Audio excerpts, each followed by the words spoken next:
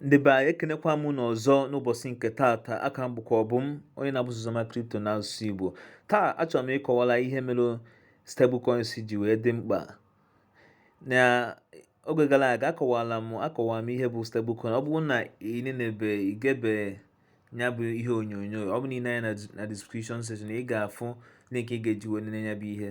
Ya bụ ọ bụ na taa bụ izi na-esonyere m, mbọ fụ na subscribe to my channel, on notification button ya bụ oge ọbụla ndosara ihe onyonyo a ka ị na-afịa. Then comment zikwa dee ihe ka ị wee nye aka ka YouTube wee na-recommend my video to ndị na-anụ Igbo, ka ndị na-anụ Igbo wee na-enene ihe na-eme. Ya bụ ụfọdụ ihe ndị melu stablecoins ji wee dị mkpa bụ ofu n'ime ha bụ na ịma na cryptocurrency dị volatile.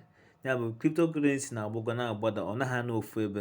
Mana ọ bụrụ na itinye ego gị na stablecoins, ọ ga-enye aka your portfolio, ya bụ akpa ego gị, akpa jikọtalụ crypto niile ị nwere, ọ dịrị ofu ebe, ọ gaghị na-agbada.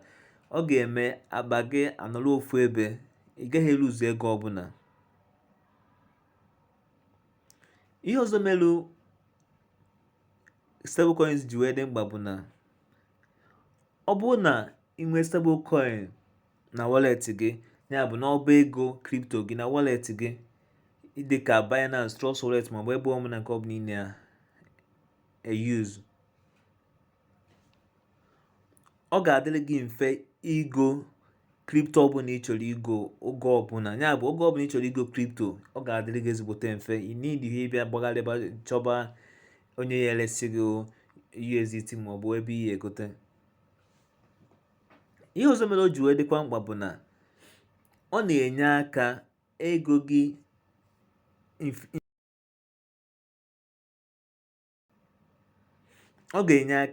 inflation agaghị eme ya effect. Ọ bụ na ị ga-afụ na naira na-agbada, ya bụ naira value na-agbada kwa ahụ.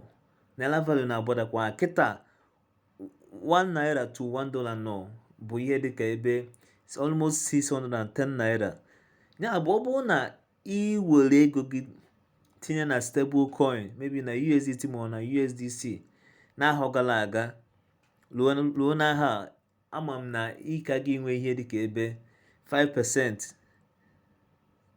Onwekwa ihe ọzọ ime nọ na iwere ego gị dosa na dollar, iwere ego gị golu USDT, ị ka gị nwee ihe dịka 5%. Maka na ama m na mbido aha na a na-ele dollar ebe 550, ebe 550, 560, ebe 550, 540. Mana kịta ihe na-erugo 610 naira, and amaba ebe ọ na-aga, ọ ka nwere ike ịgbago na-aga. Ya bụ ọ bụrụ na idosa ego gị na stablecoin, ihe ndị a niile agaghị na-eme ya. Ọ bụrụ na ịnekwa ya na description button, ị ga-afụ otu nsi wee kọwaa otu ị ga-esi wee na-edosa nwa ego gị na stablecoin. Ihe ọzọ mere stablecoin ji wee baa uru bụ na ị nwere ike ị na-edosa profit gị na stablecoins. Ịma na ọ bụrụ na ị na-etrade cryptocurrency, ka m wee na igolu bitcoin oge ọ nọ kịta, ọ nọ between $29,000 to $30,000. Igo ya kịta, bitcoin wee gbago to $40,000, iji $1,000 ga-ebi ego n'ọzọ $1,500.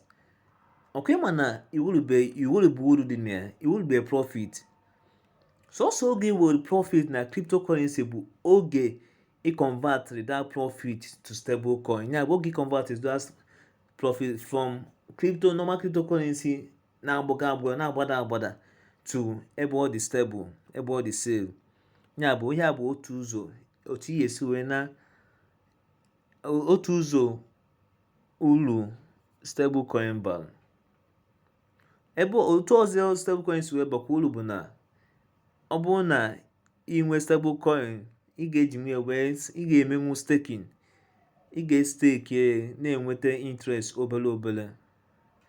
Ụzọ ọzọ o si wee bakwa uru bụ na ị nwere ike iji wee transfer ego to mba ụwa niile ebe ọbụla mmadụ nọ.